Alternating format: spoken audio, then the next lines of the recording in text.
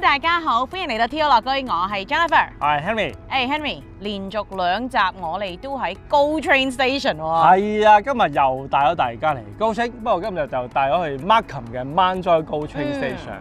上次講過啦，因為最近都真係好多客揾 GO Train 附近嘅樓啦。咁其實我啱啱過去嗰禮拜做 Open House 咧，其實都發覺好多人睇間 Open House 係因為個 GO Train。因為而家 summer finish 啦，咁亦都大家知道好多公司或者銀行，佢哋都 call back 啲員工翻工嘅。係啊。咁所以有少少係3至4日 back to work 噶啦。如果日日要揸車或者落 downtown 翻工嘅話咧，GO Train Station 嗰個 location 係好重要嘅。係啊。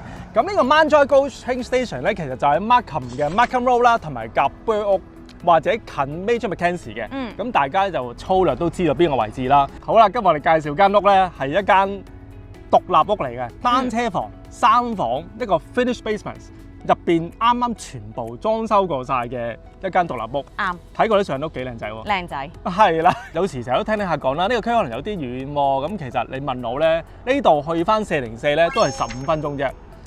做今日介紹呢間屋呢個位置咧，其實本身行去小學咧就幾分鐘嘅啫。係啊，行到好多嘢其實。係啊。行到呢度啦，10零分鐘啦，係咪？咁跟住就大家見到後邊啦，有 shop 啦，幾間銀行啦。咁其實茶餐廳食肆啦，基本上日常正常嘅生活需要咧已經齊晒喺呢度㗎啦。真係啊，同埋咧即係嗱，Burwood有巴士啦。跟住 Markham 又有巴士，係啦。咁其實如果真係唔揸車嘅人士咧，其實我都覺得幾好，啱啊，可以即係行出嚟搭巴士去到邊都得，絕對冇問題。其實係啊。今日我另外一個原因介紹呢間屋，其實有個客都問緊呢間屋嘅，佢其實係住緊 Greensborough 入邊一啲 townhouse，想 upgrade upsize 嘅，其實大家要高清嘅話咧，呢個真係可以考慮一下。同埋咧，即係頭先你講過行到咧，因為唔係個個都有2架車。啱。咁咧好多時都話啊，揸車嚟 GO Train park 到架車，跟住就翻工。其實行到過嚟，跟住搭 GO Train 呢樣嘢，我覺得係罕有。唔使靠人啊嘛。啱。咁嗱，我哋事不宜遲，帶大家去睇下呢間屋先。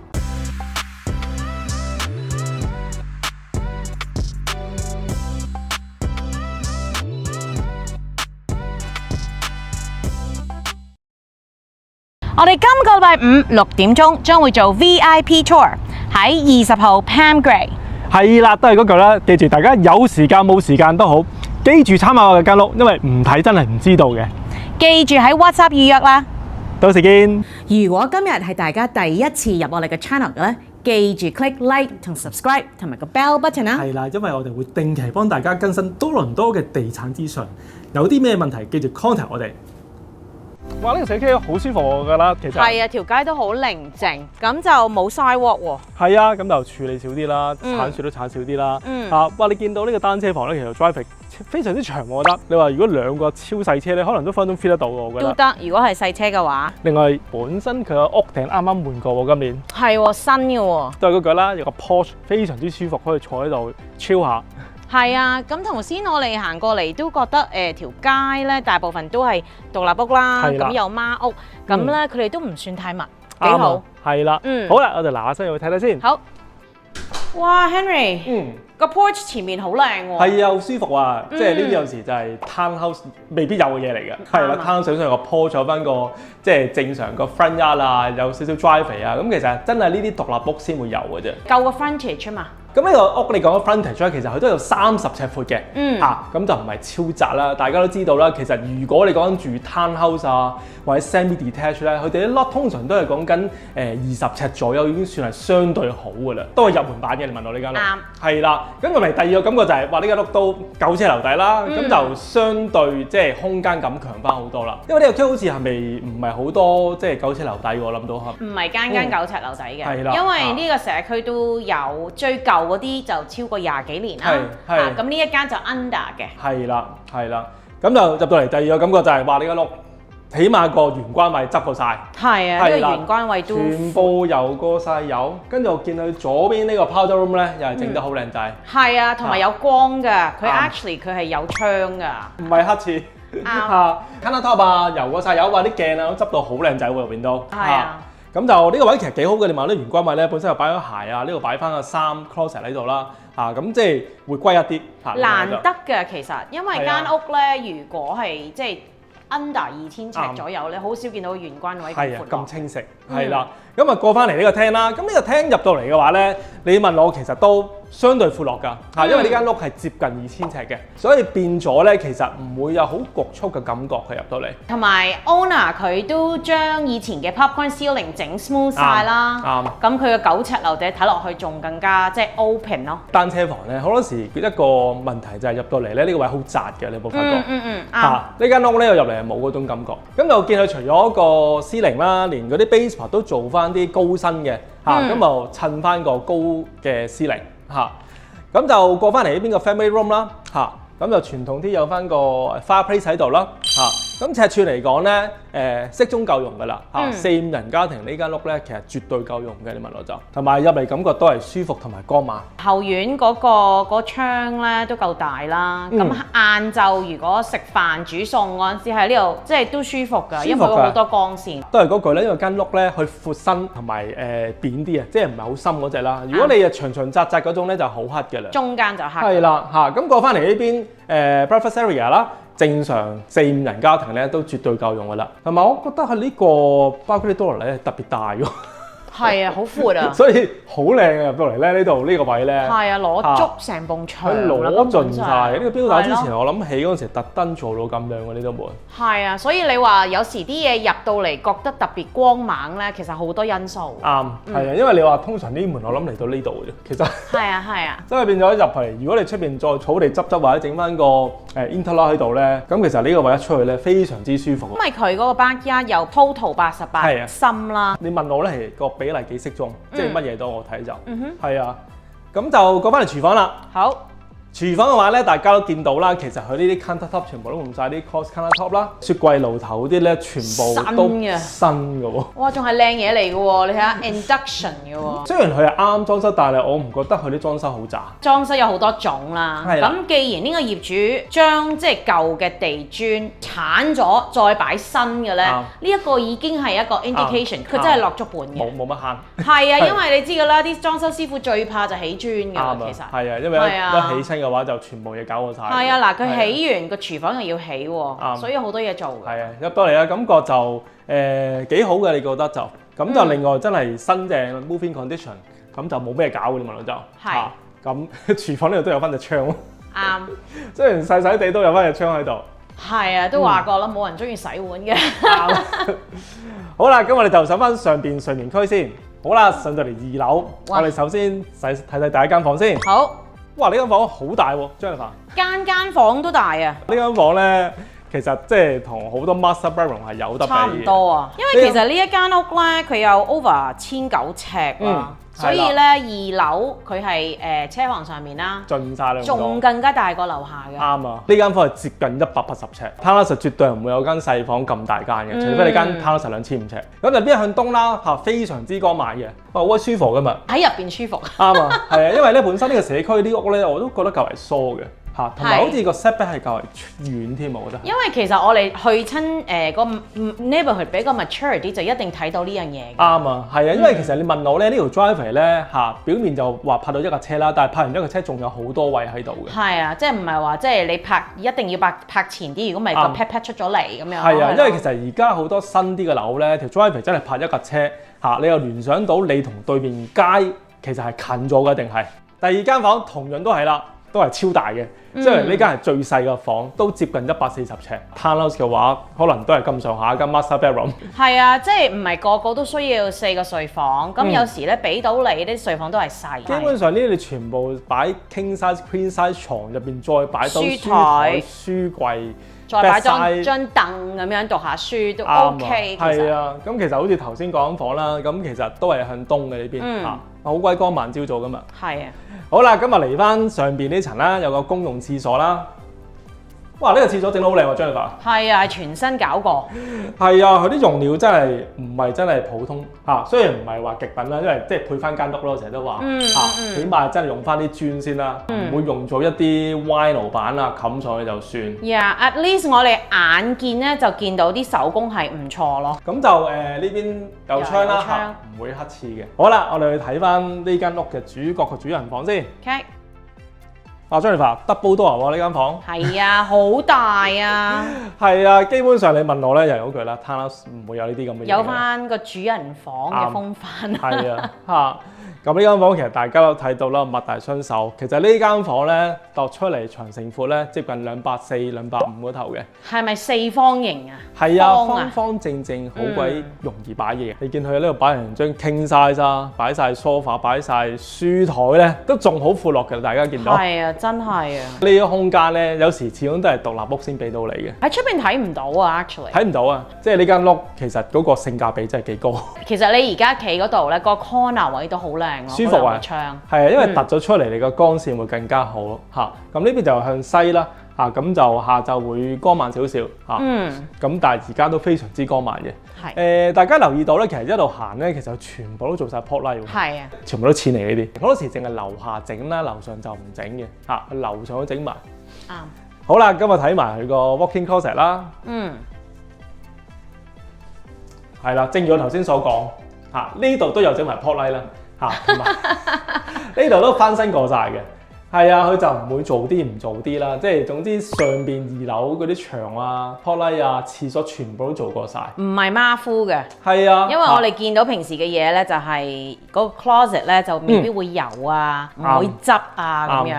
最主要有個套廁啦，哇！呢個套廁有個 standalone 嘅 top 喺度添喎。係啊，個 standard 啊啲顏色啊，同翻頭先嗰個洗手間一樣。咁都係嗰句啦，佢啲用料絕對唔係慳皮，唔係馬虎嘅。咁就兩樣嘢啦，一個 shower 一個 tub，有啲鏡啊嗰啲全部都有光有燈㗎啦。咁就 LED 非常之靚，我覺得。好啦，我哋落去睇埋個 basement 先。好啦，我哋落去 basement 途中咧，就會個車房就喺呢度嘅嚇，單車房啦，頭先講過。係。呢個車房都夠晒深㗎啦。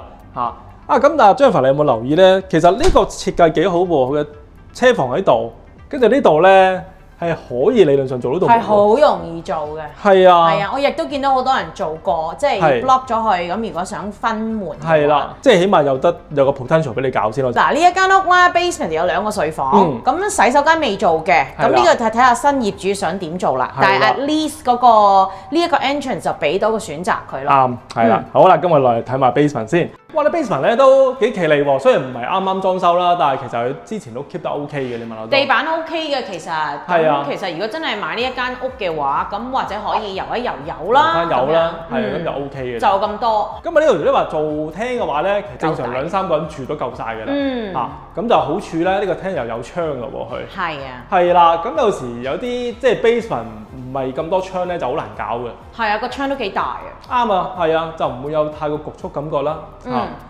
咁啊，首先睇 basement 有2個房啦，呢個較為大少少嘅房啦。其實呢間房咧，你問我咧，擺翻張雙人床，擺翻張台咧都夠用嘅都。另外一個好處又係佢有窗嘅喎，又係。佢做咗衣櫃俾你。係啦，所以變咗你話正常住係冇問題嘅，絕對都。啱。因為去第2間房啦。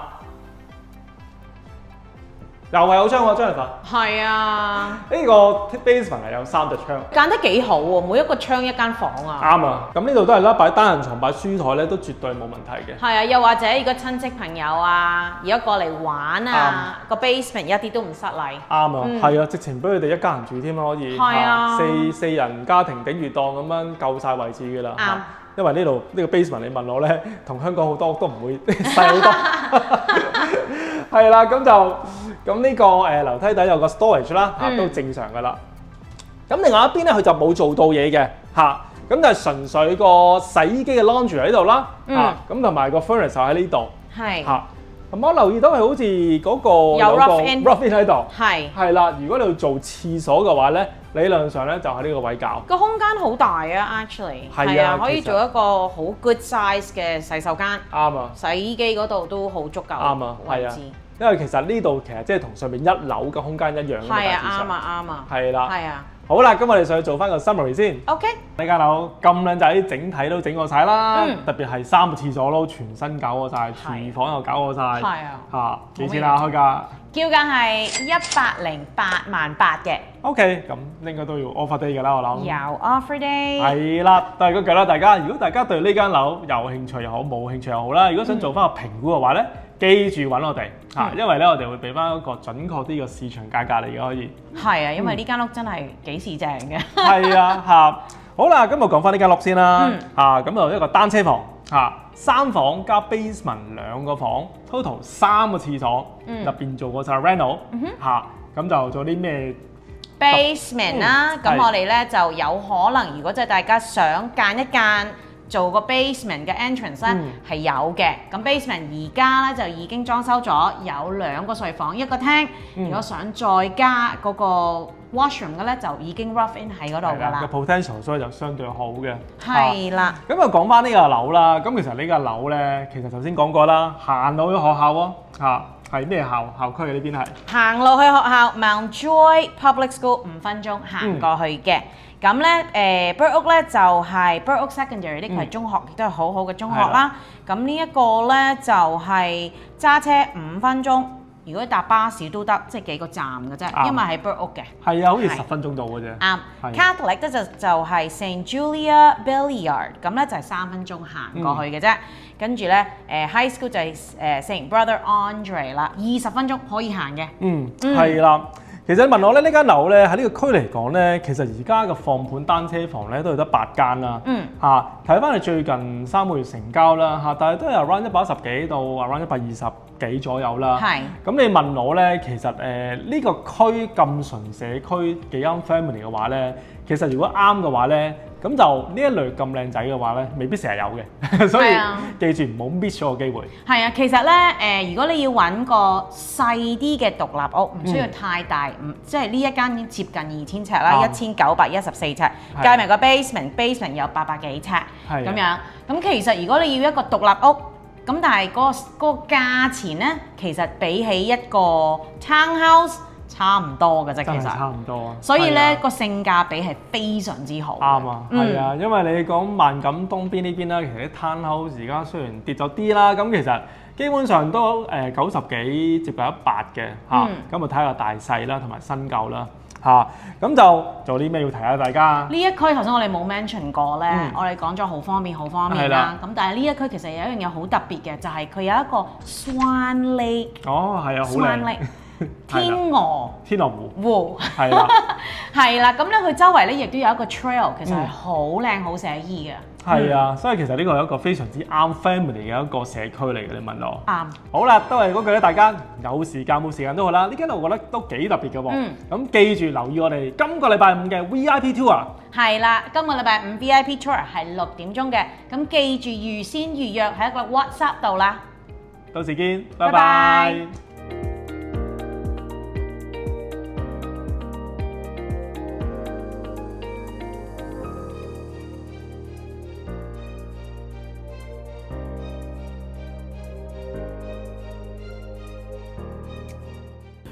今日好多謝大家收睇，如果中意我哋嘅 content 嘅咧，記住 click like 同 subscribe 同埋個 bell button 啊！係啦，我哋好歡迎大家隨時上嚟我哋 Richmond Hill 呢個 office 咧，就坐低飲杯茶、飲杯咖啡，就睇下點樣幫到大家嘅。